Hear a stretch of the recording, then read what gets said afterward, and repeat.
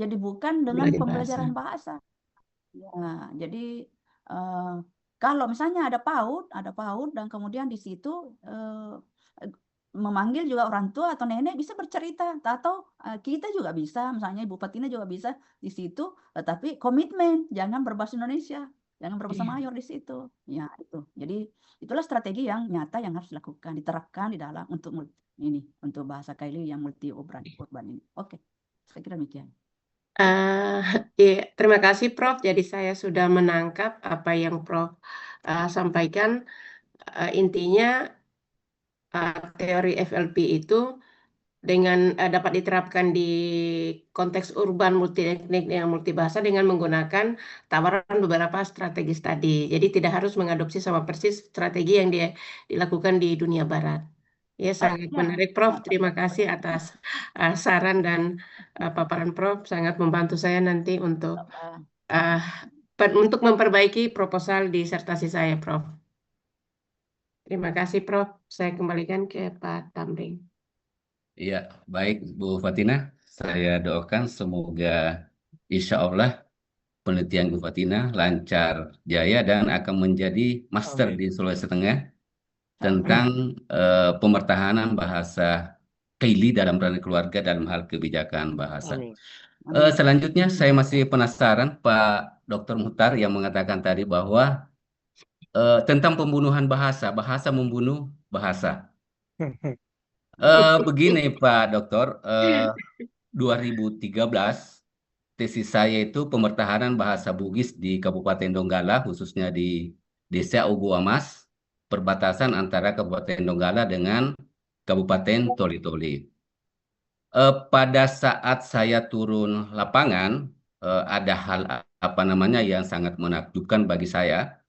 Ternyata masyarakat di sana itu bukan hanya etnik Dampal yang bisa berbahasa Bugis, akan tetapi etnik-etnik pendatang selain etnik Dampal, selain etnik Bugis juga ada etnik Jawa, ada Cina malah, Pak Pak Dokter, Cina yang ada di sana, pedagang ada di sana, Cina ya. mereka itu fasih menggunakan bahasa Bugis, fasih menggunakan bahasa Bugis, sehingga saya mengatakan bahwa pemertahanan bahasa Bugis di negeri rantau, ya khususnya di Sulawesi Tengah, itu kan dia membawa budaya dan bahasanya, Pak Dokter. Jadi dia membawa bahasa dan budayanya, sehingga saya mengatakan bahwa pemertahanan bahasa Bugis di rantau Sulawesi Tengah itu jauh lebih bertahan dibanding dengan asalnya, yaitu di Ya, Sulawesi Selatan itu sendiri. saya rasa begitu. Mengapa? Karena saya amati di sana itu, jadi anak-anak yang berumur 6 tahun, 7 tahun itu, mereka itu fasih menggunakan bahasa Bugis. Fasih sekali menggunakan bahasa Bugis, Pak Dokter. Kemudian kami mengamati penduduk di sekitarnya di situ bahasa Bugis, etnik Bugis merupakan etnik yang minoritas, dikelilingi oleh etnik Dampal yang mayoritas di sana. Akan tetapi etnik Dampal tersebut di sana mengatakan bukan Dampal, Dampelas. Dampelas kalau di Kabupaten Donggala ya, kalau di Hmm. Kabupaten Toli itu adalah Dampal, justru lebih menguasai bahasa Bugis baik di dalam ranah keluarga, di dalam ranah tetangga, ada bahkan sebagian di ranah pemerintahan itu penggunaan bahasa Bugis sangat eksis digunakan di sana. Justru yang apa namanya tidak terjadi perkawinan campur antara etnik Bugis dengan etnik Damplas misalnya, sesama etnik Damplas misalnya, itu di dalam ranah keluarganya itu justru bahasa Damplas itu boleh dikatakan sudah hilang sama sekali, Pak Dokter. Nah, Iya, seperti itu. iya. Nah, timbul pertanyaan bagi saya, ini terjadi bukan hanya di Kabupaten Donggala ya, Pak Dokter ya, juga terjadi di Kabupaten Toli-Toli, ya, sudah kita ketahui bersama bahwa bahasa Bugis sangat berkembang pesat di Kabupaten Toli-Toli di sana dan bisa memengaruhi bahasa setempat. Artinya bahasa Bugis lebih bisa mendominasi pemakaiannya dibanding dengan bahasa setempat. Nah, pertanyaan saya, apakah di sini boleh boleh dikatakan bahwa bahasa Bugis itu adalah bahasa pendatang dan merupakan bahasa pembunuh bahasa daerah setempat? Ya, begitu, Pak Dr. Mutar. Terima kasih. Saya, ya, makasih. Jadi sebenarnya jargon eh, killer language ini muncul pertama oleh seorang linguis dari Cambridge University, Profesor David Crystal, dalam bukunya Language Deaths. Beliau katakan, beliau orang Inggris, tapi beliau sendiri mengklaim bahwa bahasa Inggris adalah bahasa paling dominan, walaupun dari segi jumlah penutur, bahasa Inggris cuma menempati urutan keempat penutur terbanyak di dunia. Penutur bahasa terbanyak di dunia adalah sesuai jumlah penduduknya, Mandarin. Kemudian diikuti Hindi, ya, India dan negara-negara sekitar termasuk Bangladesh apa ya, Pakistan. Dan yang urutan ketiga Spanyol. Sekarang Spanyol digeser sama Inggris. Bahasa Inggris naik ke urutan ketiga sebagai bahasa penutur terbanyak ketiga, bersaing. Tapi walaupun begitu bahasa Inggris menjadi bahasa terkuat dan paling berpengaruh karena negara superpower dan apa welfare state rata-rata OECD negara-negara makmur pengguna English speaking countries ya. Ya. Jadi kembali ke bahasa pembunuh, saya kira bahasa dominan. Bahasa apa saja sebagai bahasa mayoritas, bahasa mayor, seperti Ibu Prof katakan, dia mampu membunuh, mematikan bahasa-bahasa minoritas ketika sikap bahasa dari penutur bahasa asli, misalnya tadi kan, penutur bahasa Dampelas. Bahasa Dampelas memang tidak. Saya sering lewat ke sana ketika saya menuju ke Toltoli, dan bahasa Dampal semua itu bahasa-bahasa yang masuk kategori endanger. Kalau menurut saya Dampal termasuk dalam etnolog dunia, World Ethnologue. Bahasa Dampal termasuk kategori moribund, yang sedikit lagi akan extinct. Sedangkan bahasa Toltoli, bahasa Dampelas ya maksud saya, itu masuk endanger, terancam punah. Kalau itu sudah mendekati punah, moribund. Karena menurut Profesor Crystal, jika penuturnya kurang dari 200.000, maka bahasa itu akan masuk kategori endanger. Dan di bawahnya lagi, mungkin ada kemarin Prof. Lukman, mahasiswa bimbingannya meneliti bahasa-bahasa di Minahasa sana. Penuturnya tinggal 4. Nah, itu masuk moribund. Kategori moribund menurut etnolog ya. Yeah. Kalau di Australia saya temukan ada penuturnya tinggal 1. Pada saat mau direkam, divideokan, meninggal.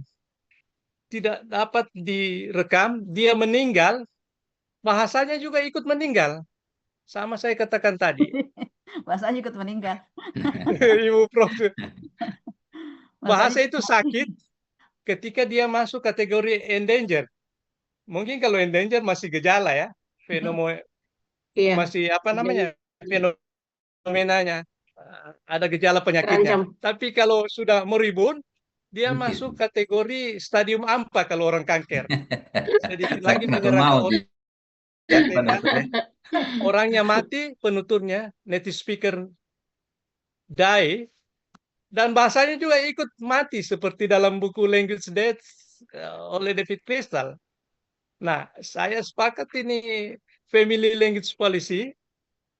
Saya kira lebih karena kalau language policy and planning yang saya kaji dalam PhD saya ketika studi PhD di Australia, itu dia mandatory, ya. Jadi kayak dipaksakan.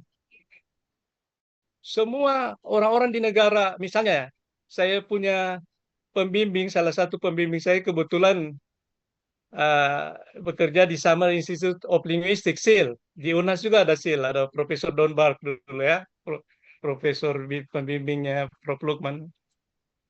Dia katakan, Dulu Inggris memaksa anak-anak sekolahan untuk itu dihukum kalau tidak berbahasa Inggris. Nah, saya coba masukkan juga buat Ibu Siti Fatimah. Bagaimana orang tua bisa semacam menerapkan LPP, Language Policy Planning, sehingga berhasil. Semua negara bekas jajahan Inggris, saya sudah ke banyak negara bekas jajahan Inggris, saya kebetulan banyak negara saya sudah kunjungi, alhamdulillah. Itu rata-rata di negara bekas jajahan Inggris, semua orang bisa bahasa Inggris. Ya, saya contoh yang dekat, saya ke Filipina seminar, saya ke Malaysia, Singapura, dan beberapa negara bekas jajahan Inggris, India. Semua orang, biar semacam daeng beca kalau gitu di Makassar, ya, bisa bahasa Inggris dengan dialek lokal. Tapi saya mengerti apa yang mereka katakan. Nah, saya ingin, ini masukan saja, insya Allah kita jadi pakar ya, jadi master pakar. Bagaimana family language policy menghidupkan seperti yang tadi ideologi bahasa ya. Ya, ideologi bahasa kalau dalam Profesor Lukman katakan kemarin sama dengan Sirina Pace ya. Ya, saya kebetulan ada bugisnya juga Prof. Bugis Segeri, istri saya Maros.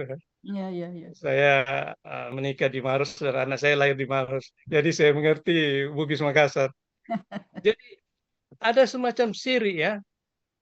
Jadi saya asosiasikan ideologi bahasa yang dalam language yang Profesor Joshua Bisman katakan adalah supaya bahasa itu tidak sakit, kemudian sakit parah, masuk UGD, dan mati.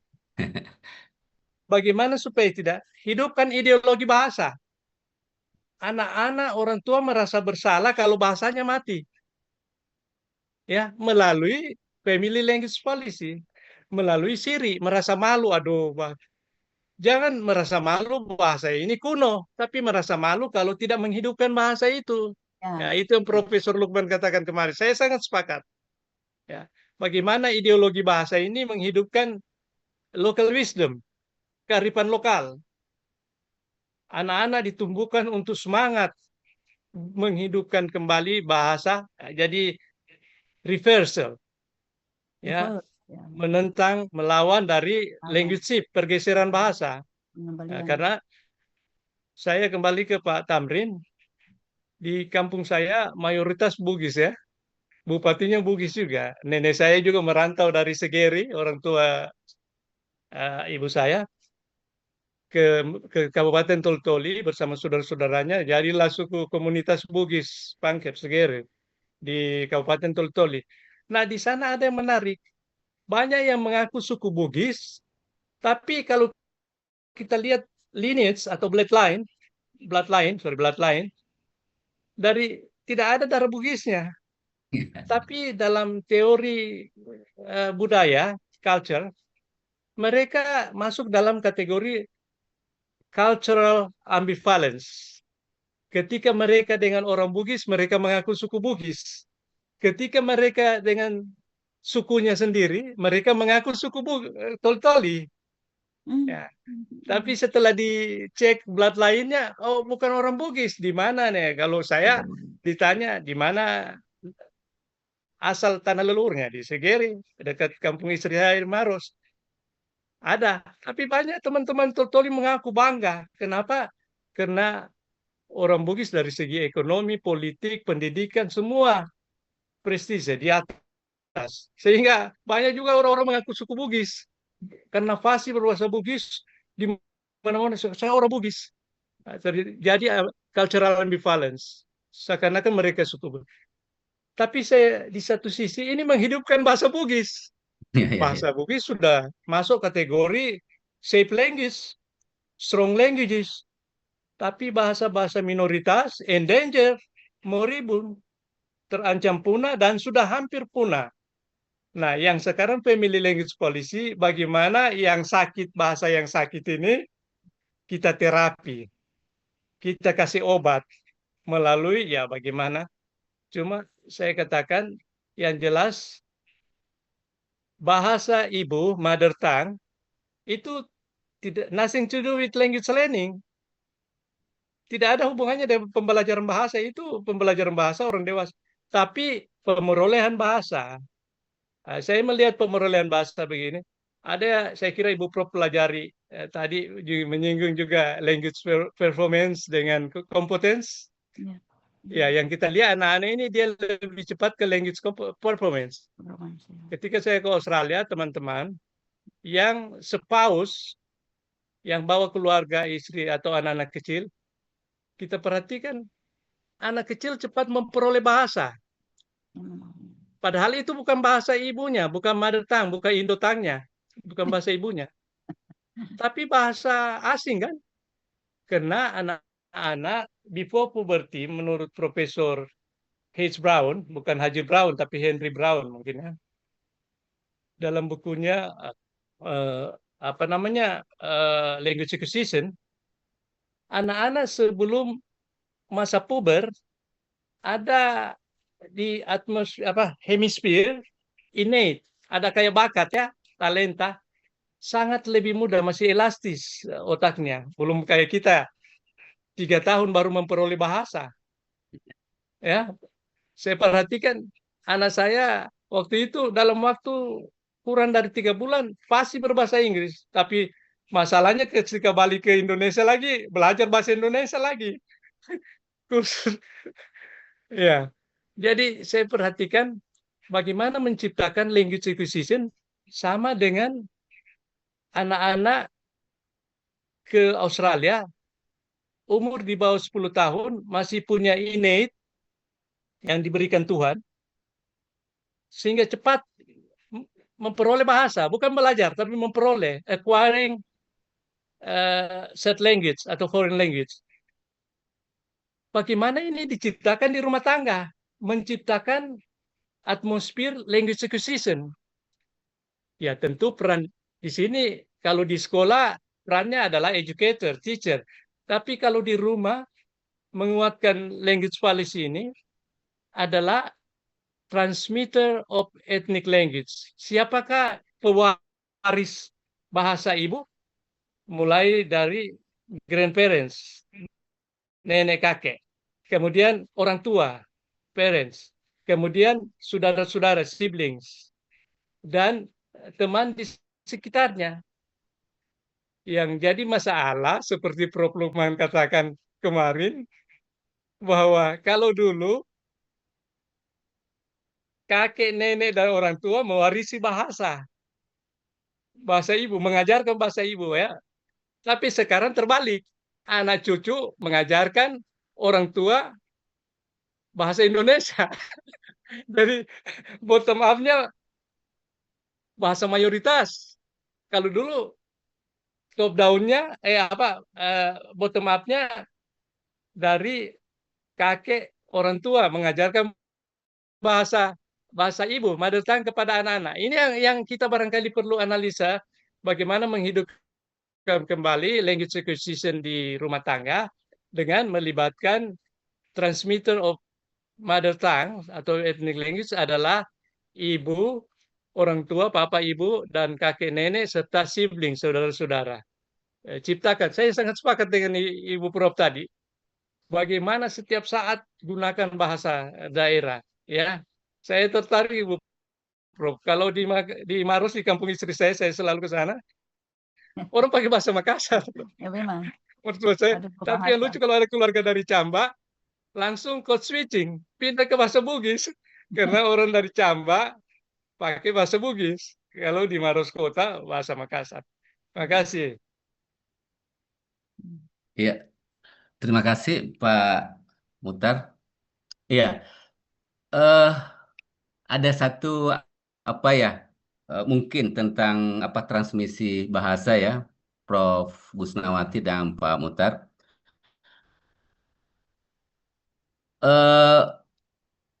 Kami orang Bugis dua-duanya ya, bukan perkawinan campur, suami istri orang Bugis. Akan tetapi anak-anak kami saya luput tidak mengajarkan bahasa Bugis di dalam ranah keluarga. Tetapi ada satu yang sangat menakjubkan ya, Prof ya, Pak Dr. Marhum, Pak Dr. Muhtar, bahwa 3 anak saya itu sejak kecil diasuh oleh nenek dan kakeknya. Nah. Nenek dan kakeknya itu, Prof, ya, orang Bugis kan fanatik terhadap bahasanya. Ya. Kadang kurang paham bahasa Indonesia tetapi menguasai bahasa Bugis. Nah, itulah yang terjadi dalam keluarga saya. Jadi pada saat mereka kecil itu karena kami dua-dua kerja, jadi mereka itu diasuh oleh kedua kakek dan neneknya. Jadi secara otomatis, ya, apa namanya, transmisi bahasa Bugis ke anak-anak saya, walaupun saya sebagai orang tua tidak mengajarkan, tidak mentransmisikan mereka ke bahasa Bugis ke anak-anak, nanti kami pada saat misalnya keluar sampai di rumah kaget, misalnya dia keluar, misalnya di tempat-tempat umum, dia katakan, Mak, mau teme saya, Mak, mau manre saya. Nah, itu gitu jadi saya kaget. Oh, baru saya sadar, Prof, bahwa oh iya memang karena gurunya di rumah, ya kakek neneknya itu adalah orang Bugis. Jadi mulai umur 0 tahun itu sampai 7 tahun, sampai 6 tahun sebelum kami masukkan ke PAUD, itu kalau boleh saya katakan gurunya itu adalah orang Bugis dan dua-duanya Berarti ya, baik bahasa kod- dan budayanya itu bahasa dan budaya Bugis. Dan itulah menarik code missing, ya. iya, Campur kode. campur kode dan iya betul. Seperti tadi Pak Mutar mengatakan bahwa anak-anak sekarang mengajarkan kakek neneknya bahasa Indonesia. Jadi seperti itu apa di dalam keluarga kami itu anak-anak kami mengajarkan kakek neneknya bahasa Indonesia, kemudian kakek neneknya mengajarkan anak-anak kami itu bahasa Bahasa daerah. Bugis. Jadi alhamdulillah sampai sekarang ya Prof ya Pak Dr. Mutar bahwa anak-anak kami itu sekarang sudah mahasiswa SMA sebagian itu walaupun tidak fasih menggunakan bahasa Bugis akan tetapi tidak bisa dijual dengan menggunakan bahasa Bugis. Mereka paham dengan bahasa Bugis. Ya, seperti itu Prof Pak Mutar. Terima kasih. Ada mungkin lagi yang mau ditambahkan Bu Fatina? Silakan. Pak Asri, Pak Denny silakan ada yang mau ditambahkan atau mau Saya ditanyakan silakan. lanjut mungkin Pak. Ini sangat menarik ini tentang pemerolehan bahasa, bahasa pertama ya. Beberapa waktu yang lalu saya mengikuti kuliah umum yang disampaikan oleh Prof. Gufron tentang bahasa. Dan salah satu strategi yang disarankan oleh Prof. Gufron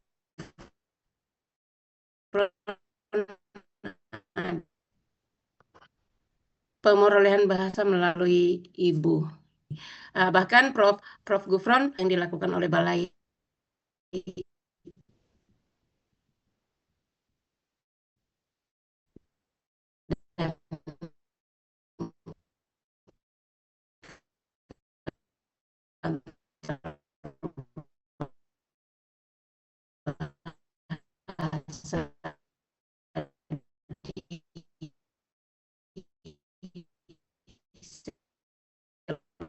Bahasa Indonesia. Berapa?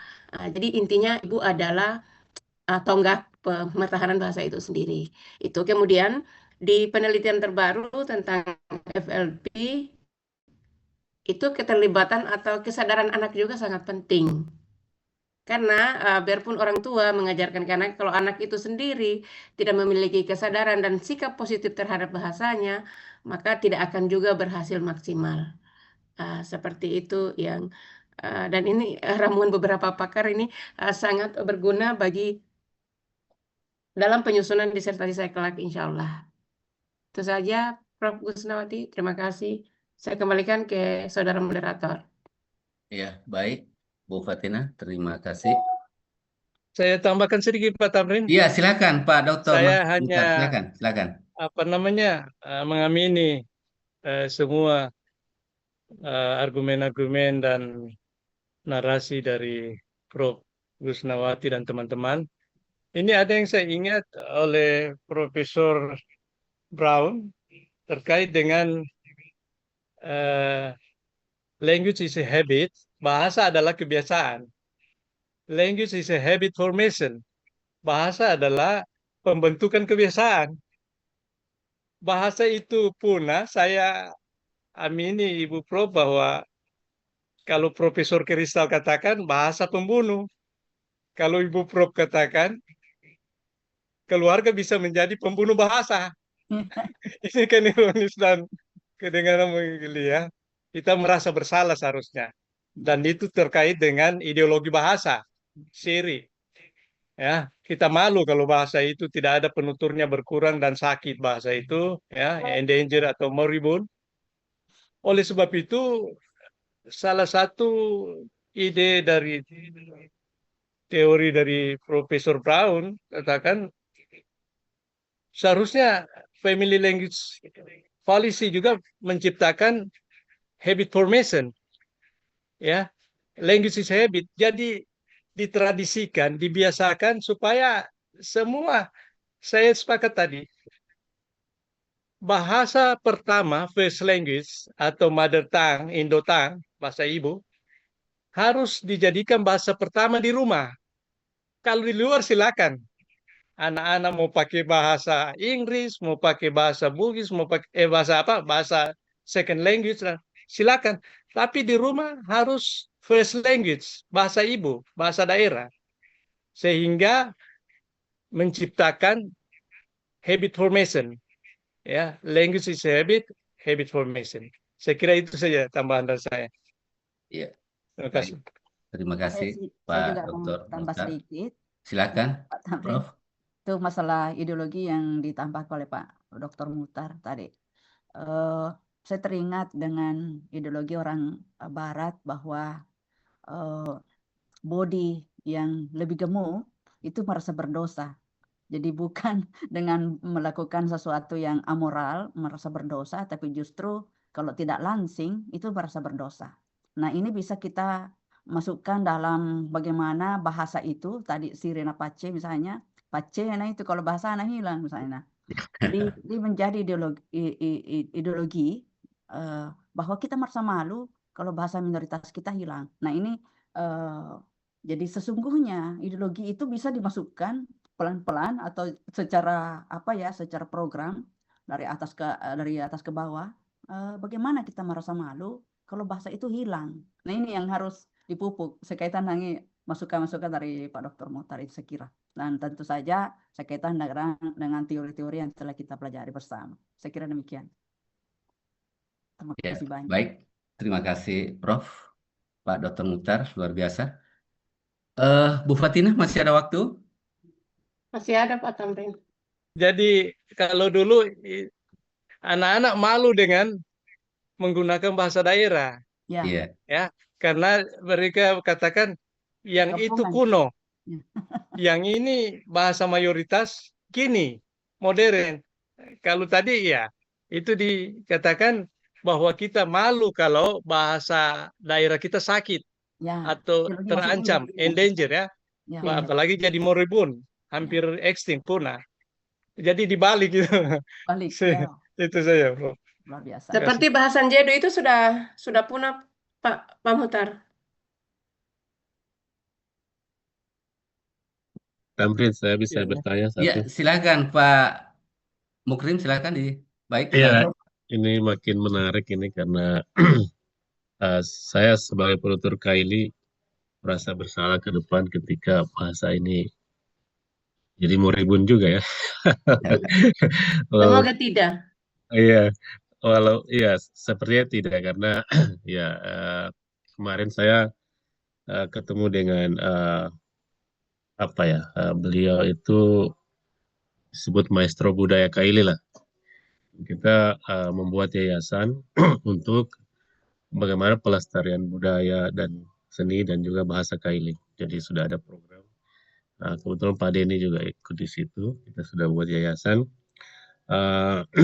Dan yang saya mau tanyakan begini, ini kan fenomena sekarang banyak keluarga muda, Prof, yang anggaplah kalau dia dua sama-sama penutur bahasa Kaili, tapi masing-masing tidak bisa berbahasa Kaili. Nah, sedangkan kalau kita lihat orang tua yang di atas boleh jadi juga sudah tidak ada, ya. Macam saya, orang tua saya juga sudah tidak ada, tapi saya masih bisa bahasa Kaili, tetapi anak saya sudah tidak ada, anggaplah ya yang bisa bahasa Kaili karena mereka eh, berbahasa yang lain gitu. Tapi apa ya? Bagaimana kalau keluarga muda ini ke depan kan populasinya banyak dan boleh jadi dia sama-sama anak Kaili apa penutur bahasa Kaili tapi tidak bisa berbahasa Kaili. Bagaimana mereka menjadi transmitter bahasa Kaili itu di rumah ketika mereka sendiri tidak bisa menguasai bahasa daerah sendiri gitu. Apakah ada umpamanya intervensi yang bisa dilakukan kembali eh, di ranah keluarga atau harus ada campur tangan umpamanya seperti tadi lewat ranah-ranah pendidikan PAUD gitu ya. Tetapi ya ini yang masih ini yang menjadi tanda tanya ke depan itu. Ya, anggaplah ini kalau ingin menjadi sebuah kebijakan ke depan yang ingin kita promote, kita encourage keluarga untuk menggunakan bahasa one parent one language tadi ya. Nah, tetapi di mereka sendiri di level orang tua itu tidak bisa gitu. Nah, apa yang bisa kita lakukan, Ibu? Ibu Prof. Iya, terima kasih. Iya, terima kasih Pak Mukrim. Prof. Gusnawati, silakan Prof. Ya, menanggapi pernyataan dari Pak Dr. Mukrim. ini sudah pemikiran yang sangat dalam ya dari Pak Dr. Mukrim. Jadi sudah melihat bagaimana masyarakat itu sebetulnya ada yang masih memiliki kakek nenek, ada yang memiliki orang tua yang masih bisa bahasa Kaili, dan ada juga orang tua yang kemungkinan besar sudah tidak bisa bahasa Kaili. Nah, ini tantangan yang dilihat oleh Pak Dr. Mukrim. Nah, bagaimana sungguhnya kita melihat itu? Berarti kan kita memetakan ya, kita melakukan suatu pemetaan bahwa ada kelompok-kelompok seperti ini di mana ya, dan kemudian itu kita melakukan intervensi sesuai dengan kebutuhan ya. Jadi tentu saja intervensi yang dilakukan yang paling memungkinkan adalah dengan pendidikan ya, melalui PAUD misalnya ya. Dengan demikian insya Allah dengan usaha yang maksimal tentu saja hal ini bisa terlaksana. Jadi dengan pemetaan keadaan ranah-ranah dan bagaimana fenomena sosial yang terjadi, maka ini bisa menjadi suatu action yang signifikan juga untuk FLP ini. Ya, jadi hanya dengan pendidikan, hanya dengan dari pemerintah, tentu saja kalau tidak bisa lagi dari keluarga. Tapi dengan perpaduan dengan dari keluarga dengan pemerintah itu tentu menjadi kuat. Bahkan kan Wisman sendiri mengatakan bahwa upaya apapun yang dilakukan dari luar kalau tidak dilakukan di dalam rumah itu kan sudah tanda mati ya, sudah tanda mati kalau sudah tidak ada lagi transmisi di dalam rumah. Nah, tetapi kalau memang kenyataannya demikian dan bisa jadi ke depan diprediksi semakin banyak, sungguhnya artinya memang yang kita butuhkan adalah intervensi pemerintah, ya. Karena mau apa lagi? Nah, itu kan kita juga sudah bisa melihat, memprediksi keterancaman dengan hanya melihat misalnya secara kasat mata seperti itu. Misalnya keluarga yang tadi dilihat tidak bisa, misalnya umurnya berapa, itu kan satu generasi bisa katakan sekitar 50-70 tahun. Nah, kalau generasi itu sudah tidak menggunakan, berarti kan punah di situ sudah keluarga itu 50-70 tahun ke depan sudah habis kan. Nah, kali banyak kali banyak misalnya. Jadi mudah sesungguhnya memprediksi apakah status terancam, status safe atau apa sebuah bahasa. Dan tergantung kepada kita semua. Yang paling menarik tadi dari singgungan dari Bapak Dr. Mokhtar tentang ideologi itu. Bagaimana merasa malu kalau hilang karena budaya hilang. Jadi bukan lagi malu kalau berbahasa daerah, berbahasa minor, tapi malu kalau hilang di rumahnya. Nah, alhamdulillah di rumahku karena ada ibu saya juga seperti tadi Pak Dr. Tamrin, ada ibunya, nah, tapi saya juga berbahasa daerah, tetapi lebih dominan ibu saya dan sekarang ibu saya almarhumah. Yang aneh itu ibu saya menganggap semua orang Bugis. Jadi jadi dia bicara bahasa Bugis sama penjual sayur, penjual ikan, sama tetangga, apalagi sama anak-anaknya. Maca ya, maca. Iya, jadi anak saya pintar. Ya, anak saya sudah dewasa dan masih bisa menggunakan bahasa Bugis walaupun ibu saya sudah almarhumah. Ya, saya kira demikian. Terima kasih banyak atas tanggapannya, Pak Dr. Mukri. Iya, Assalamualaikum. Iya, iya. terima Satu kasih. lagi, Pak Tamrin, masih Ya, boleh? silakan Pak Mut. Ya, ini saya mau sharing sedikit tentang pengaruh media ya. Di Palu ini, alhamdulillah ada beberapa radio yang menurut saya masih konsen atau masih peduli dengan bahasa itu, sehingga mereka menggunakan bahasa Kaili itu di program mereka ya. Di baik RRI yang itu kemudian ada radio swasta, ada beberapa. Saya lihat itu sekitar, kalau swasta itu ada 4 saya lihat. Radio RRI itu ada tentang budaya di situ, ada mereka punya program. Apakah apa tadi umpamanya kampanye-kampanye FLP itu ataupun tadi ideologi itu boleh semuanya kita sharing dengan radio itu, corong-corong radio tadi, sehingga ini menjadi sebuah isu yang viral gitu, Bu. Maksudnya sesuatu yang apa ya, masuk ke keluarga-keluarga, terutama yang mungkin orang tua ya sudah tidak menggunakan bahasa Kaili. Selamat. Oh ya, sir. Iya. Ke beberapa teman, mereka juga penyiar di situ, dan saya kalau di mobil itu banyak mendengarkan siaran ini, karena pertama saya sendiri perlu memperlancar bahasa Kaili karena terlalu banyak bahasa yang saya kuasai. Kemudian di level rumah tangga ya, istri saya orang Makassar Tator. Seperti itu, kalau dengan ya dengan anak saya juga begitu, tidak menggunakan bahasa itu. Kecuali di ranah tetangga saya masih menggunakan bahasa Kaili. Nah, tadi Bu, pengaruh media maksud saya. Nah, kita melibatkan media isu-isu ini sehingga menjadi sebuah perhatian. Boleh jadi nanti Ibu Fatina ketika ini bisa dipanggil menjadi narasumber ya, untuk memaparkan gagasan ini, saya pikir. Ya, demikian Prof. Ya, terima kasih. Ya, terima kasih Pak. Jadi silakan, ada tanggapan dari Prof. Silakan Prof. Ini alhamdulillah, terima kasih banyak atas mengingatkan ini lagi, Pak Dr. Mukrim. Ini media ya, ini sebuah tool yang sangat powerful saya kira kalau dimanfaatkan ya.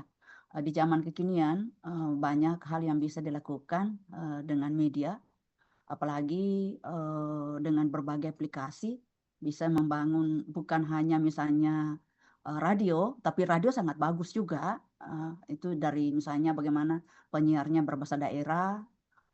Kalau di Wajo itu kan ada yang memang khusus juga berbahasa daerah, dan kalau di Makassar juga ada berbahasa daerah, berbahasa Makassar maksud saya, dan ada juga channel-channelnya yang berbahasa Bugis.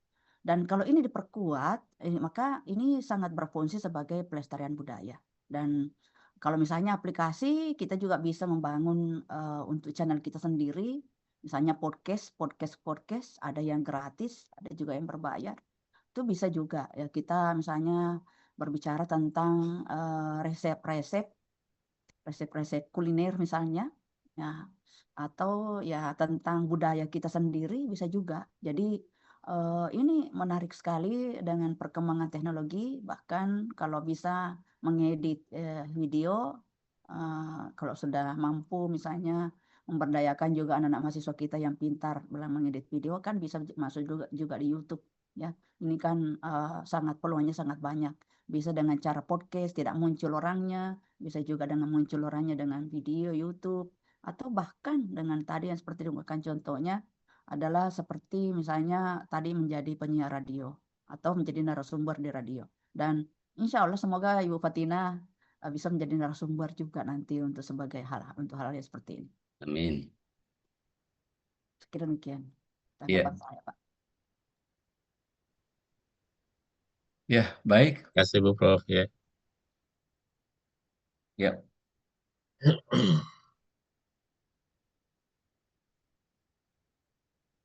Pak Tamrin, kita masih punya waktu banyak sebenarnya. Ya. Ya, ada masih Pak Mutar sudah keluar ya? Masih ada mungkin ya? Pak Mutar masih ada di Oh, iya. ruang Zoom. Maaf, saya lagi menguji proposal seminar. Oh. Iya, Tapi mungkin. saya simak, Iya, saya baik. pakai dua perangkat. Iya, Sebentar saya kembali. iya. Sedikit Pak Mukrim, Pak Mutar.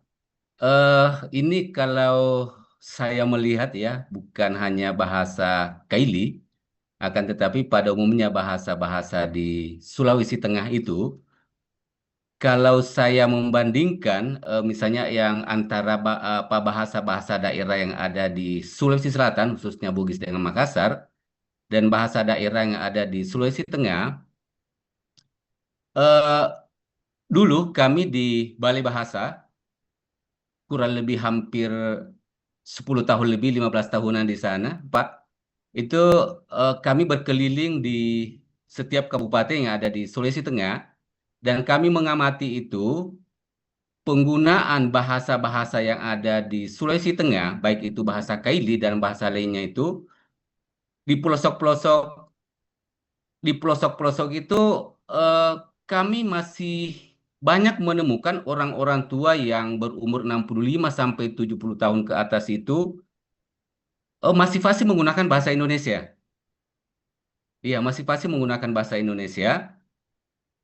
Kami bandingkan di daerah kami di Sulawesi Selatan, kalau kami ke pelosok, ya, yang orang-orang tua yang jangankan umur 70 tahun ke atas, 45 sampai 50 tahun ke atas, masih banyak kita temukan orang-orang tua yang tidak bisa menggunakan bahasa Indonesia. Tetapi bisanya hanya menggunakan bahasa daerah, bahasa Bugis dan bahasa Makassar. Nah, di sini bisa saya melihat bahwa mungkin salah satu faktor ketidakbertahanan bahasa-bahasa daerah yang ada di Sulawesi Tengah, karena mungkin mereka tidak fanatik terhadap bahasanya. Kemudian saya membandingkan juga dengan bahasa Jawa, dan ternyata eh, orang-orang Jawa itu, etnik Jawa itu yang di pelosok-pelosok itu, kalau saya melihat, saya mengamati, dan saya sering membaca di media itu, banyak kita temukan orang-orang tua yang tidak paham dengan bahasa Indonesia, hanya bisa berkomunikasi dengan bahasa Jawa. Demikian juga Bali. Nah, jadi saya berasumsi bahwa orang-orang yang yang memang bahasanya itu masih eksis digunakan itu mereka yang fanatik terhadap bahasanya. Dibuktikan dengan masih adanya orang-orang tua yang 60 sampai 70 tahun ke atas itu tidak paham dan bahkan tidak mengerti bahasa Indonesia. Contoh salah satu tidak jauh adalah mertua saya, Pak. Ya, sudah ini ya tidak untuk penggunaan bahasa Indonesia masih terbata-bata. Akan tetapi siapapun yang lewat yang berkomunikasi dengan dia itu tetap menggunakan senjatanya, yaitu menggunakan bahasa Bugis. Dan saya beranggapan bahwa inilah salah satu bukti bahwa salah satu pemertahanan bahasa adalah karena faktor eh, apa fanatik terhadap bahasa daerahnya. Ya, seperti itu, Pak. Ya, ada tanggapan barangkali dari Prof, Pak Mukrim dan Pak Mutar. Silakan, Pak.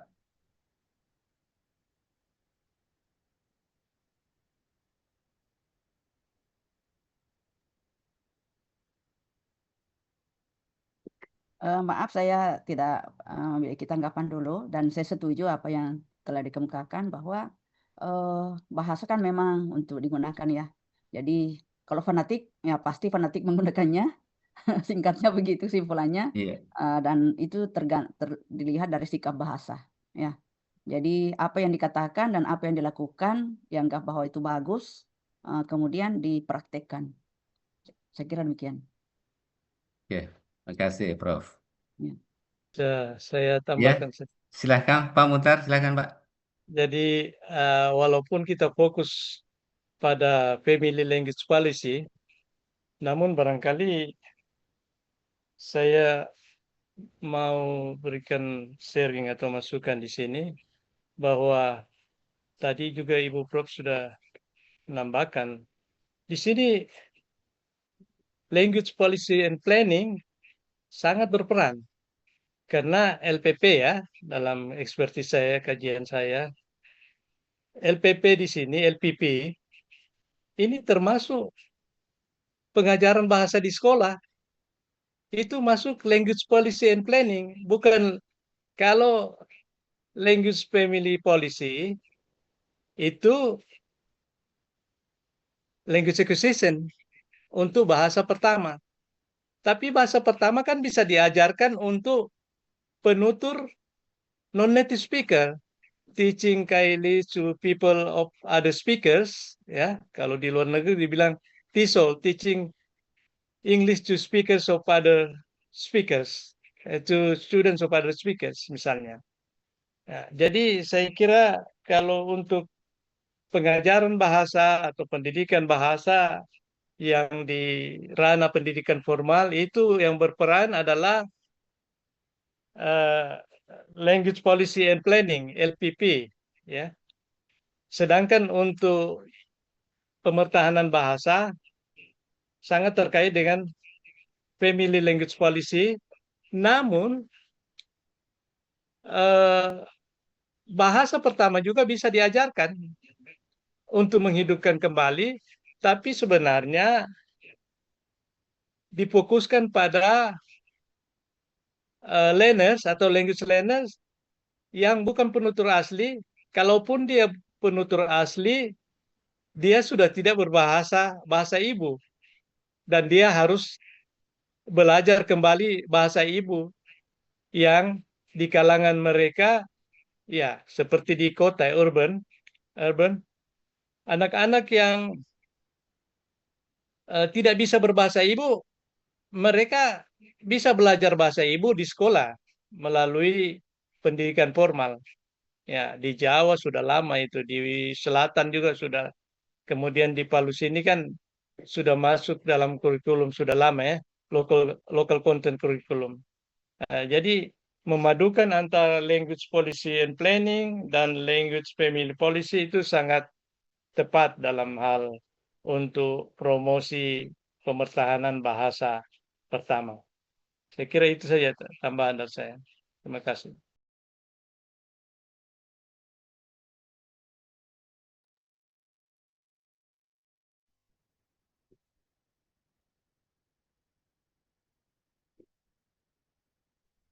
Ya, terima kasih Pak Muhtar. Bu Fatina, ada yang mau ditanyakan sekaitan dengan judul Bu Fatina? Yang lain Pak Asri, Pak Denny? Pak Denny Ada mungkin masukan? ada yang mau ditanyakan Pak, untuk karena output dari riset ini kan jurnal Q2 atau Q1. Jadi Ya, mungkin baik. bisa ditanyakan. Terima Ya, kasih. silakan Pak Denny. Ya, ini pemaparan Prof. Gusnawati bagus, sangat menginspirasi sebenarnya. Cuma sebenarnya saya masih merasa ragu ketika konsep PLP ini diterapkan gitu ya. Apakah ini kan seperti yang Pak Marhum katakan juga tadi ya Pak Muhtar, bahwa dan ini kan dari bottom ya, bottom up gitu, bukan top down gitu ya, kebijakan seperti ini. Bagaimana masalahnya tipikal etniknya itu sendiri ya, kayak itu kan orangnya ramah gitu ya, orangnya kadang juga satu sisi dia untuk yang kalangan bawah ya, bukan kalangan yang atas yang bangsawan sih mungkin masih mempertahankan eksisnya.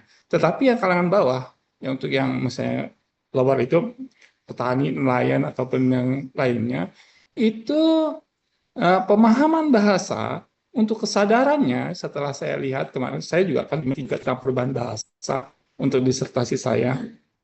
Kebetulan juga bagian dari perubahan bahasa itu melihat sikapnya, melihat juga bilingualnya, kontak bahasanya seperti itu ya. Kemudian baru perubahan bahasanya. Dari awal saya perhatikan, yaitu tadi untuk kelas-kelas yang tertentu itu sikapnya itu sangat kurang untuk mempertahankan bahasanya. Jadi, mereka lebih proud, lebih bangga dengan misalnya di beberapa desa gitu ya. Setelah saya datangi gitu ya, bahasa Indonesia itu menjadi hal yang utama gitu. Karena apa gitu? Ketika mereka, saya ingin mengubah status keluarga saya yang tadinya malah pengen jadi ke atas gitu kan, naik ya, menengah gitu. Maka upaya pertama adalah image saya, image keluarga tersebut harus pandai menggunakan bahasa Indonesia gitu, bukan bahasa Kaili. Jadi kesetiaannya kurang itu. Kuncinya adalah kesetiaan di dalam penelitian ini gitu ya. Saya lihat gitu kurang sekali kesetiaan bagaimana menggunakan, dan itu sudah terjadi generasi yang apalagi yang anak muda sekarang gitu ya. Generasi saya lihat umur kemarin saya perbandingan umur gitu ya. Dari umur 50 ke 40 ke 80, 40 ke 50 ya itu masihlah menggunakan bahasa Kaili. Terus umur dari ke bawah yang menengah, yang pekerja itu sudah bercampur adukan gitu ya. Mau bahasa Indonesia, apalagi di kota lebih parah lagi menggunakan dengan bahasa asing. Itu yang menjadi hal yang lebih parah gitu. Apalagi anak mudanya, mahasiswanya sendiri sudah jauh meninggalkan bahasa Kailinya. Mereka pasif, bukan aktif lagi.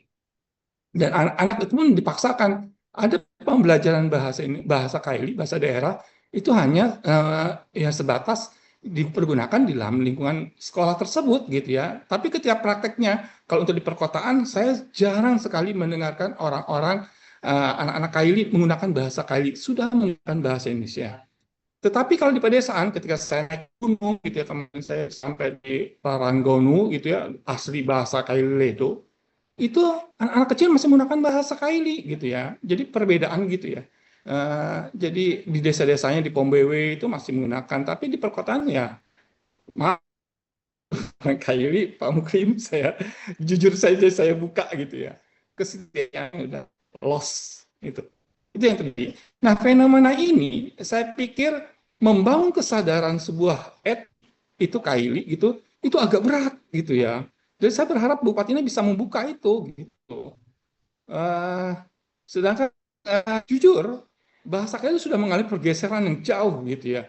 Dinamikanya apalagi di perkotaan yang bupatinya pikir masyarakat urban gitu ya, udah kawin campur, udah heterogen gitu ya.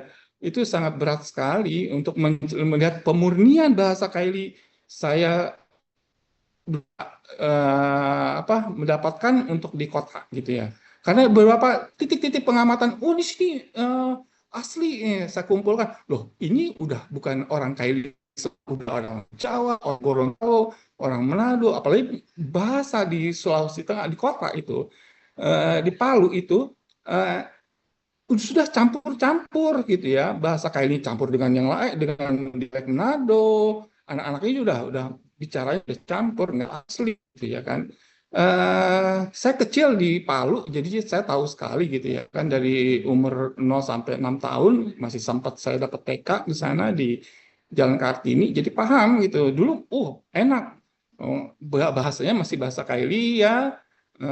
Anak-anaknya saya jadi kenal gitu, tahu paham bahasa Kaili. Jadi kita, karena saya bukan penuturnya, saya orang Sunda Jawa, keturunan Sunda 75%, 25%-nya Jawa. Jadinya saya memahami gitu ya bagaimana waktu masa kecil penuh dengan bahasa Kaili yang begitu. Teman-teman saya kan pergaulan saya anak kecil gitu ya. Ngana, udah kata-kata doti itu udah hafal di pikiran saya, sudah kenal lah gitu ya, Mangande, Kukisa, jadi saya udah hafal gitu ya dari kecil gitu ya. Tapi sekarang udah enggak seperti itu. Mereka udah anak-anak sekolah pun ya Kaili itu udah berbahasa Indonesia gitu. Jadi interupsi tergerus lah gitu dengan perkembangan zaman. Kemudian juga memang ada pemanfaatan sekolah-sekolah berbahasa Kaili, tapi bagaimana sejauh itu juga belum bisa memberikan impact atau dampak yang begitu kuat untuk bahasa Kaili gitu. Meskipun juga sekarang sudah ada kebijakan top down gitu ya, beberapa itu dari dinas pendidikan, tapi kenyataan di dalam masyarakat hasil-hasil penelitian dari UNTAD pun menyebutkan, misalnya kemarin dari Bu Yunidar lah, mungkin Pak Hamrin juga masuk di situ dalam penelitiannya. Bu Yunidar, siapa lagi, Samsudin juga itu menyebutkan bahwa sudah jauh ya, terjadi pergeseran dalam masyarakat bahasa Kaili. Bahasa Kaili sudah mulai ditinggalkan. Memang ada ranah-ranah tertentu yang masih dipakai, hanya ranah untuk adat dan budaya, itu pun sekarang mulai digalakan kembali gitu ya. Nah, saya kebetulan juga ikut di dalam komunitas etnik Kaili gitu ya. Jadi saya hanya istilahnya penasehat gitu ya, di beberapa etnik komunitas gitu ya, menganjurkan mereka supaya untuk lebih bergairah menggunakan bahasa dan sastranya. Jadi seperti itu, Prof. Krisnawati. Jadi memang keadaannya ya sudah terjadi pergeseran. Jadi saya sanksi gitu ya, kalau memang bisa digunakan, bisa ini kan memang cuma karena sanksinya gini. Kalau kebijakan ya itu harus kembali kepada kesadarannya, beda dengan mungkin etnik Bugis atau etnik yang besar-besar bahasanya, Sunda ataupun Jawa, yang memang meskipun Jawa dan Sunda itu punya undang usul, tapi mereka tetap gitu ya, kesadaran untuk berbahasa ibunya itu sangat masih kuat. Itu hasil penelitian saya pun, etnik Sunda dengan etnik Jawa ketika ada di Kota Palu, itu hasil tulisan saya itu yang pertama tahun 2003, itu menyatakan mereka masih kuat mempertahankannya. Jadi meskipun mereka sebagai seorang urban misalnya pindah migran gitu ya, misalnya ke Palu ataupun ke beberapa tempat di Sulawesi Tengah, masih mempertahankan bahasanya. Ada rasa guyupnya gitu loh. Tapi kalau orang Kaili ketika ke Jakarta, ini saya kemarin ngumpul dengan orang-orang Kaili di Jakarta, di sini di Tamrin, bukan Tamrin, Tanah Abang. Saya kan ada teman saya di situ megang istilahnya pegawainya lah, karena nah itu orang ketika Kaili datang ke sini itu sudah tidak lagi menggunakan bahasa Kailinya ketika interaksi dengan orang-orang Kailinya sendiri gitu ya, tapi sudah menggunakan bahasa Indonesia. Itu yang saya sayangkan. Dan penurunannya, transmisinya sudah kurang gitu. Itu yang memang harus diperhatikan, Bu Patina, nanti ya. Saya berharap bisa membuka apa sih penyebabnya gap itu ya. Jadi nanti terlihat gitu nanti kalau misalnya hasil disertasinya. Jadi mungkin itu yang bisa saya pandangan saya gitu ya. Sehingga memang konsep PLP sangat bagus gitu ya, tapi penerapannya agak susah gitu untuk diterapkan di Kota Palu atau untuk etnik Kaili yang istilahnya ya saya katakanlah sikapnya itu yang masih kurang gitu. Kalau memang beda dengan 3 etnik yang lain terbesar sukunya seperti Bugis ataupun Jawa dan Sunda, yang memang secara mungkin masing-masing punya harga gitu ya, istilahnya nilai gitu ya. Bugis misalnya kalau ketika dimasuk di Sulawesi ya punya nilai harga sebagai ekonomis gitu ya kan. Orang Jawa dengan nilai datang punya etos kerja yang kuat gitu ya kan, membangun dari bawah gitu ya. Dan orang Kaili ya mungkin karena terbiasa dengan kehidupannya slow down gitu ya, dia tidak terlalu berani membuka. Ya seperti tipikal orang Betawi yang akan menggeser terus gitu ya. Ketika mereka terdesak ekonomi, menjual tanah karena punya tanah gitu. Tapi mungkin ya tipikalnya seperti itu gitu ya. Jadi agak susah gitu kalau menurut saya untuk. Nah, dan ini harus dibuka untuk disadarkannya gitu ya. Yang penting itu sepertinya. Kalau untuk konsep PLP-nya nanti ya harus dicek betul-betul. Ini berat sekali kalau melihat Apalagi sangat jarang untuk mendapatkan orang Kaili kawin dengan orang Kaili di Kota Palu gitu. Saya kemarin udah neliti aja itu udah, ya ampun. Saya kan ambil konsep misalnya kemarin di Kota Palu saya ambil untuk bahasa Kailedo itu dengan 100 orang itu saya nangis gitu. Itu enggak yang cuma dapat itu 1, 2, 3 kelurahan yang saya pakai, kelurahan Besusu Tengah, Besusu Timur, itu ternyata itu hanya 20% saya dapatkan yang asli kawin dengan orang Kaili, Kaili dengan Kaili. Yang selebihnya kawin Kaili dengan Gorontalo, Kaili kawin dengan Jawa, Kaili dengan Bugis, itu paling banyak. Ya sudah, saya bilang itu. Yang penting ibunya berbahasa Kaili lah, saya bilang. Untuk hasil dari kuesioner saya, ya saya lihat hasilnya. Ini belum saya publish nanti hasil disertasinya ketika saya ujian, baru setelah ujian nanti saya publish. Ya, oke. Seperti Terima itu. kasih Pak Den. Ya, Terima kasih ya. ya baik. Terima kasih Pak Den. Selanjutnya mungkin ada tanggapan dari Saya, Pak. terkait dengan pernyataan Pak Denny dari Pak Muhrim, Pak Iya, Muhtar, silakan Pak. mungkin ya saya pikir apa yang disampaikan Pak Denny sebuah data yang bagus ya tentang dan itu mungkin sebagai orang Kelly juga saya mengamati bahwa ada benarnya itu terjadi. Dan memang agak kompleks memang ya. Begini, yang Kompleks. mungkin ya di tengah kota itu mungkin betul. Saya sepakat bahwa sudah jarang orang yang Kylie Tulen ya, yang mungkin generasi mudanya ya. Tetapi Ya, kalau kita ke pinggiran daerah saya itu, iya, setuju. ya itu banyak. Dan itu sebenarnya yang perlu konsep ini dikembangkan. Terapkan, iya. Iya, konsepnya. Jadi contohnya di daerah anggaplah Palupi itu masih mungkin juga kalau kita lakukan penelitian sana atau di Pengau atau Duyu, kecamatan Tetangga, kemudian ke sana lagi kalau kita ke daerah Tawaili sampai ya itu Penutur Rai ataupun kalau kita ke atas daerah Kawatuna, kemudian ini ada satu sekolah yang kerjasama daerah Petobo itu SMP 21 itu rata-rata anaknya masih fasih walaupun dia di kota begitu ya. Jadi saya sepakat kalau di kota Palu di kotanya itu di pusatnya itu mungkin sudah tidak karena tadi itu banyak faktor itu. Nah sehingga dan ini memang kalau yang tadi itu maka apa namanya intervensinya adalah memang harus sinergi sebenarnya sinergi. Ya. Jadi kalau saya bilang bahwa memang pertama tadi itu membangun kesadaran awareness bahwa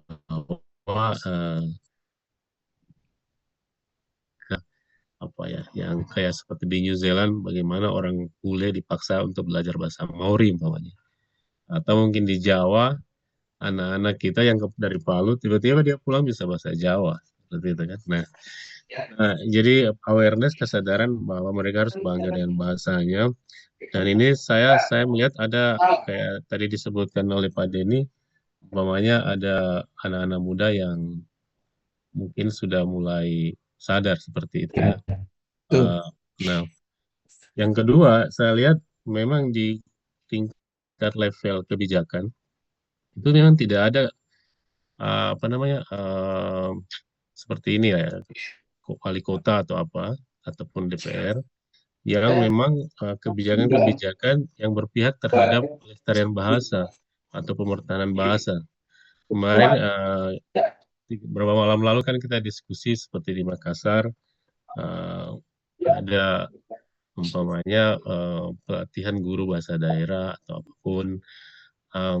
Saya pernah terlibat dalam penyusunan silabus atau kurikulum pengajaran bahasa Kaili di sekolah, tetapi setelah itu cuma berujung di dokumen, tidak ada setelah itu itu dilanjutkan kan. Nah, apa seperti itu. Jadi Kenyataan banyak sih hal ya, jadi banyak hal. Jadi memang, nah apa yang dilakukan Ibu Fatina kompleks. itu penting bagi saya ketika anggaplah kita tidak bisa berharap terhadap yang di urban sekali ya, tapi di pinggiran ini penting. Jadi kemarin lalu kan saya bilang sama Ibu Fatina bahwa guru bahasa Kaili di sekolah di Pengau itu dia mengeluh karena anak-anak di sekitar kami itu banyak tidak mengerti lagi bahasa kosakata bahasa Kaili ketika dia mengajar itu karena di orang tuanya di level orang tua sudah tidak menggunakan bahasa itu. Padahal di pinggiran, kalau di pinggiran masih banyak. Kalau Pak Denny ke pinggiran itu Kota Palu di daerah saya itu masih banyak orang tua. Nah itu yang perlu saya pikir kebijakan itu perlu di apa di ini ya dikembangkan. Nah saya juga sebenarnya bukan orang tua saya di 40 kilo dari Palu daerah Sigi. Tapi saya mengamati percakapan anak-anak di sekolah di musola itu menggunakan Iya, bahasa Indonesia. betul. Padahal daerah itu kantong bahasa Kaili gitu kan. Nah, berarti ada pergeseran penggunaan bahasa Kaili di kalangan di level orang tua. Nah, itu yang menjadi minat Iya. saja. Kenapa saya masuk di sini nih ya, walaupun saya pengajar bahasa Inggris. Dan sekarang saya mulai membuat kamus multilingual, ada bahasa Kailinya di situ. Keren. Itu. Jadi ini perlu saya pikir kalau kita menganggap susah, ya agak akan susah. Tapi kalau saya harus dibangun kesadaran dan itu mulai dari keluarga, di ranah keluarga, seperti yang disampaikan tadi oleh Pak Muhtar ataupun Prof. Gus. Ya, saya pikir itu saja barangkali yang bisa saya share atau saya tangkap. Demikian Pak Tamrin saya kembalikan. Ya, Pak Tamrin. Ya, baik. Terima kasih Pak Muhrim. Ya, eh mungkin selanjutnya ada masukan dari Pak Dr. Muhtar, Oke, Pak terima Ibu kasih. Prof. Jadi Ya, silakan. terkait dengan pemertahanan bahasa dan keterancaman bahasa, language endangerment, saya kira tanggung jawab keluarga sebagai penutur asli bahasa ibu itu harus tanamkan ideologi ya dalam family language policy. Merasa malu, tadi saya sepakat dengan Ibu Prof. Kita tumbuh dari keluarga, sebab LPP, Language Policy and Planning yang saya kaji ketika saya S3 dulu, itu bersifat top down, mandatory. Walaupun itu dipaksakan, kecuali saya katakan tadi, pemerintah kolonial Inggris, Commonwealth, itu berhasil karena memaksakan bahasa Inggris, ya dihukum anak-anak kalau tidak berbahasa Inggris di sekolah, dicambuk atau diberi hukuman. Nah, itu kan ada unsur paksaan. Zaman sekarang era demokrasi tidak bisa LPP itu, Language Policy and Planning, diperlakukan. Nah, di sini saya sepakat dengan teman-teman, terutama Ibu Prof, bahwa faktor keluarga lah yang utama. Bagaimana menciptakan seperti Profesor H. Brown katakan, make a habit formation, buat atau ciptakan kebiasaan menggunakan bahasa itu di dalam rumah. Ya, kan sekarang sejak 2004 yang dipromosikan oleh the late almarhum Profesor Bernard Spolsky, ya, melalui Family Language Planning, Family Language Policy, ini kan menarik sekali dan memang kita harus tumbuhkan LPP dan FLP, Family Language, dia harus bersinergi, ya. Jadi kalau di luar di sekolah pendidikan formal ada LPP, ya, kebijakan bahasa dan perencanaan bahasa itu melalui kurikulum bahasa, ya, local content curriculum. Nah, itu LPP. Tapi bahasa pertama dihidupkan dari domestik, dari dalam rumah tangga itu. Ya, ciptakan atau biasakan anak-anak menggunakan bahasa daerah. Ya, saya lihat kalau kita melihat teori dari eh, Profesor William Labo dan yang Joshua Fishman, ya, ada 4, misalnya kesadaran komunitas, ya, merasa malu kalau bahasa itu mati atau sakit, tidak terawat, kemudian language maintenance, mempertahankan bahasa itu, kemudian ada upaya political will, kemauan politik dari pemerintah, apakah itu pemerintah pusat maupun pemerintah daerah, untuk ikut serta, karena saya kira kalau pemerintah itu bersifat mandatory kan, apakah itu pemerintah buat perda, ya, kita lihat kan bahasa Kaili dimasukkan ke dalam kurikulum itu merupakan implementasi dari language policy di tingkat daerah, ya, sehingga bahasa Kaili masuk ke dalam kurikulum sekolah, walaupun cuma masuk ke lokal konten kurikulum muatan lokal MULOK. Namun keterbatasannya di sini sangat-sangat terbatas. Kenapa? Dari segi sources, ya, sumber daya, baik itu pengajarnya tidak punya background pendidikan bahasa, guru apa saja yang penting dia native speaker kan, itu yang saya temukan ketika saya meneliti kebijakan bahasa di sekolah. Kemudian buku sumber untuk pengajaran juga sangat terbatas. Kemudian tidak semua sekolah dasar mengajarkan bahasa Kaili itu sendiri, sehingga semacam formalitas saja. Ya. Jadi saya sepakat dengan Profesor Bernard Spolsky bahwa melalui Family Language Policy itu kita mulai dari rumah untuk menghidupkan ethnic language, indigenous language, mother tongue, bagaimana orang tua sebagai transmitter, ethnic language transmitter, orang kakek nenek, ya kalau yang masih hidup, dan saudara-saudara secara komitmen punya ideologi bahasa, ya, merasa malu kalau bahasanya, bukan merasa malu menggunakan bahasa karena bahasa daerah, kemudian bergeser ke bahasa, pindah ke bahasa lain, apakah bahasa Indonesia atau, sehingga kita menjadi pembunuh bahasa, kita sendiri jadi pembunuh bahasa. Saya meminjam bahasanya Ibu Prof. Nah, jadi itu yang harus dihindari. Saya kira itu saja saya tambahkan. Terima kasih. Terima kasih Prof, luar biasa tips-tips untuk mempertahankan sebuah bahasa. Baik Bapak dan Ibu, sekarang pukul 11:25 waktu Indonesia Barat. Ya, kalau di Indonesia Tengah sudah pukul 12:25. Ibu Fatina? Iya, Halo iya Bu Pak Fatina. Tamrin. Sekarang sudah pukul 12:25 waktu Indonesia Tengah, Bu. Apa waktunya masih ada atau sudah cukup? Sebenarnya waktunya itu sampai pukul, Ini pukul 12, sudah 12:30, Bu, waktu Indonesia Tengah. sampai pukul 12.30 ya. Iya, 12:30 waktu Indonesia Tengah. Ya, tadi kita mulai jam Iya. 9 ya. Atau jam berapa tadi? Saya lupa. Iya. Karena Memang sudah. 11.30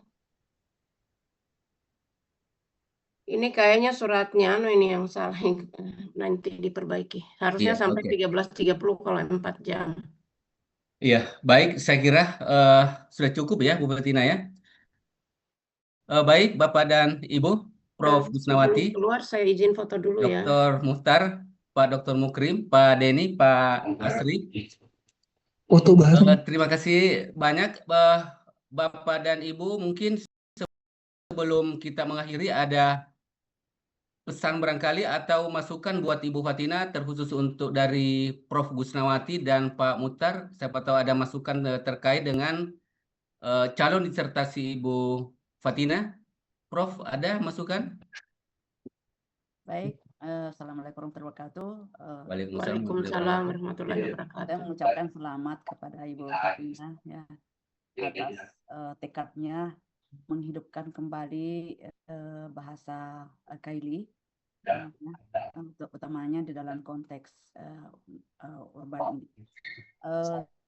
Saya sedikit terenyuh mendengar pemaparan dari Bapak Deddy Karsana tentang saya dulu ya, saya kembali dulu kepada Dr. Deni. Memang tidak mudah, Pak. Yang saya bisa katakan bahwa memang tidak mudah. Ini kan bagaimana sesuatu yang sudah berjalan, kemudian kita berusaha mereverse ya. Makanya saya salut kepada Ibu Siti Fatina dalam hal ini. Nah,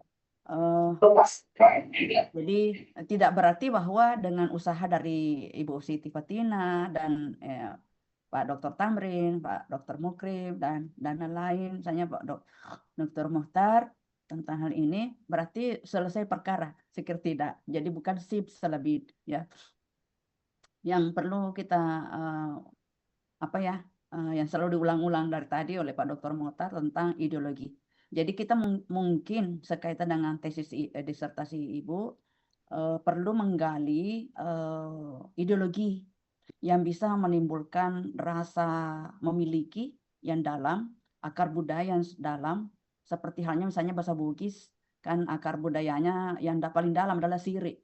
Walaupun sungguhnya siri itu berlevel-level dalam bahasa Bugis, yang paling parah adalah yang meninggalkan kampung halaman tidak kembali.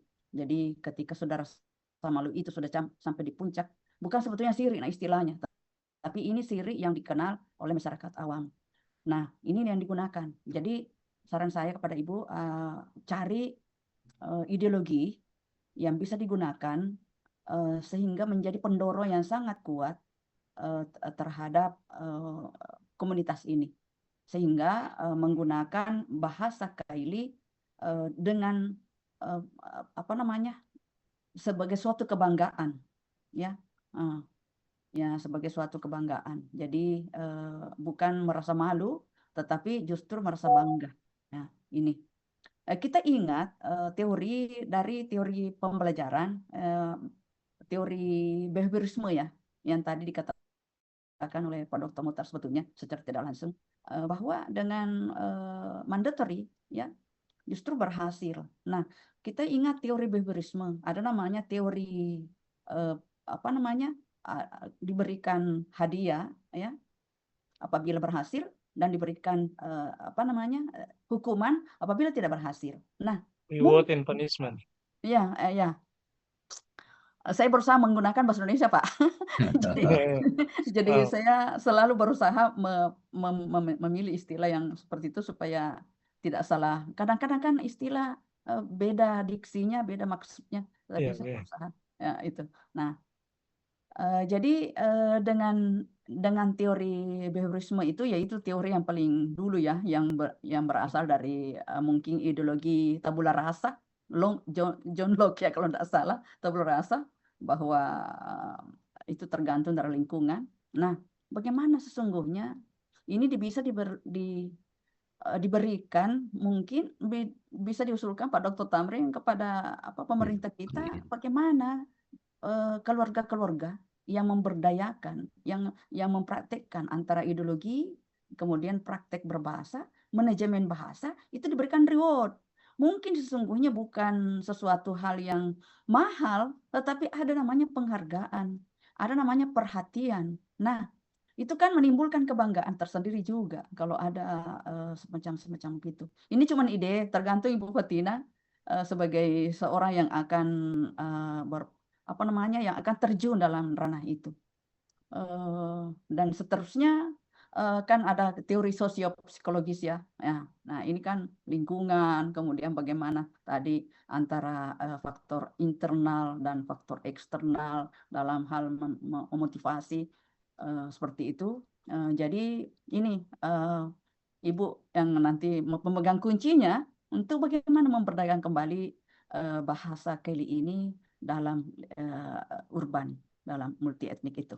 Walaupun Pak Denny, Dr. Denny sedikit pesimis, tetapi janganlah memang perbedaan antara yang pesimis sama yang optimis ketika melihat gelas secara terbalik. Ada yang melihat gelas itu kosong, ada yang melihat gelas itu belum diisi. Nah, itu kan menimbulkan sebuah motivasi. Kalau belum diisi kan tinggal diisi. Kalau melihat kosong, ya ada rasa kosong ya. Jadi saya kira demikian.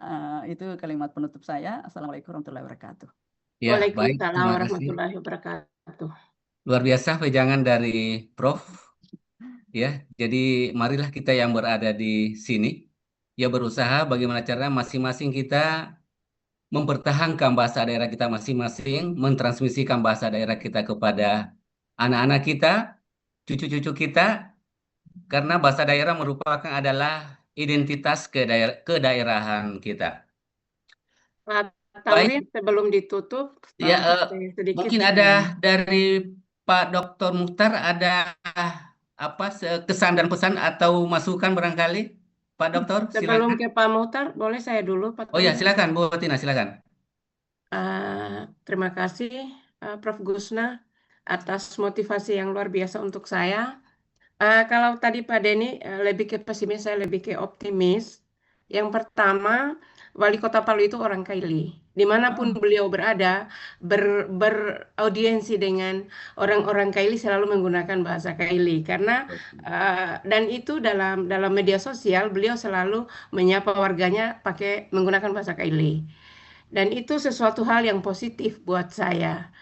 Kalaupun sekalipun FLP itu dari bawah ke atas, tapi tidak menutup kemungkinan untuk pengembangan model pelindungan bahasa dengan menggunakan FLP ini nantinya itu bisa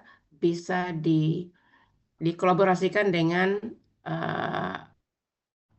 perencanaan bahasa tadi yang top down seperti itu. Dan dari segi kebijakan pemerintah, sebenarnya bahasa Kaili itu sudah diajarkan di sekolah, kemudian Balai Bahasa sudah merevitalisasi bahasa Kaili, tetapi kan dari segi pemertahanannya itu belum maksimal, sehingga saya mengangkat topik ini menggunakan kerangka FLP tadi dengan tiga komponen tadi dan yang paling penting dari tiga komponen itu adalah bagaimana menumbuhkan rasa ideologi bahasa di kalangan para komunitas Kaili, terutama baik itu generasi muda maupun generasi muda, dan yang paling utama adalah calon-calon ibu, karena di tangan ibulah bahasa itu dihidupkan. Jadi seorang ibu bukan saja menghidupkan yang lain, tapi bisa juga menghidupkan bahasa. Itu saya kembalikan ke Pak Tamrin. Ya, baik, Bu Fatina. Masih ada mungkin Pak Dr. Mukhtar? Sudah? Ya, baik, Bapak dan ada masukan Pak Dr. Mukhtar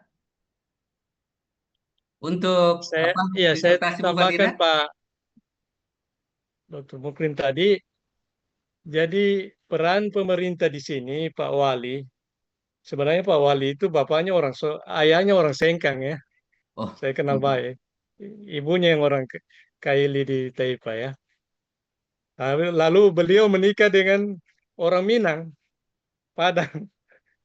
Tapi saya kira tidak ada persoalan mau menikah dengan siapa saja. Yang penting bahasa ibu terpelihara, dipertahankan. Walaupun kita ragu kalau terjadi intermarriage practice, praktik kawin campur, yang juga menyumbang potensi language endanger, karena anak yang diturunkan pasti bukan jadi penutur bahasa ibu yang dikehendaki. Tapi kalau tercipta Family Language Policy, FLP berhasil, didukung oleh LPP, ya, Language Policy and Planning, dari mandatory, dari pemerintah, saya kira bahasa itu akan hidup. Ya, saya sepakat. Pak Wali itu, ya, beliau karena lahir sini sudah jadi orang Kaili, walaupun ayahnya orang Bugis Sengkang, ibunya orang Kaili, tapi beliau sudah jadi orang Kaili karena lahir di sini, dan setiap saat yang saya bangga dengan beliau itu, setiap saat Pak Wali menggunakan bahasa Kaili, ya. Beliau juga pasti bahasa Inggris ya, karena sering ke luar negeri, kemudian alumni Pondok Gontor, Seminar internasional kami undang beliau bahasa Inggris dan bahasa Kaili. Ya, tidak lupa. Dan saya tambahkan di sini, di Palu ini, kalau kita ke bandara, ada trilingual ya, atau multilingual. Anda akan dengar kayak di Bandara Internasional Makassar, Hasanuddin, ya, menggunakan bahasa Inggris, bahasa Indonesia, pengumuman announcement di bandara, dan bahasa daerah ya. Begitu juga di Palu sini, di Bandara Internasional, pengumumannya 3 bahasa, ya, ya. Kemudian ada radio-radio yang sudah menggunakan istilah-istilah, minimal istilah bahasa Kaili. Walaupun Prof. Prof. Munira katakan bahwa radio FM di mana-mana sudah standar menggunakan logat atau dialek Jakarta. Ya, di mana-mana, sehingga anak-anak muda sebagai pemirsa, listeners, juga ikut-ikutan menggunakan logat Jakarta.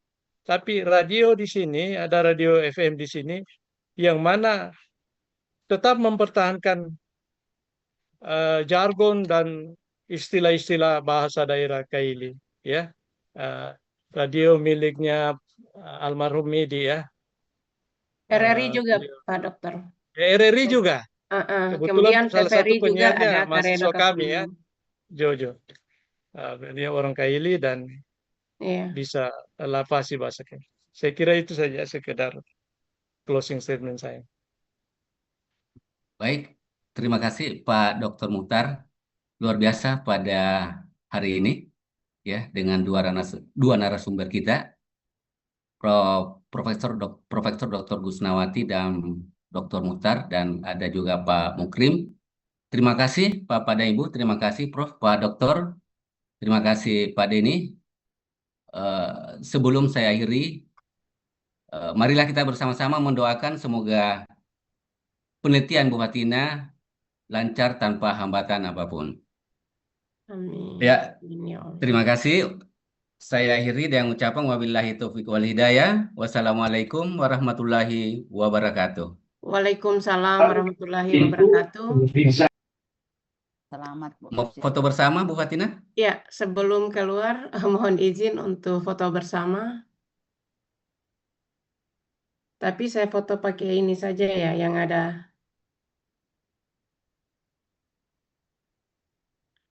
Yang ada lokasinya, sekalipun ini lokasinya Palu. Ya. Baik,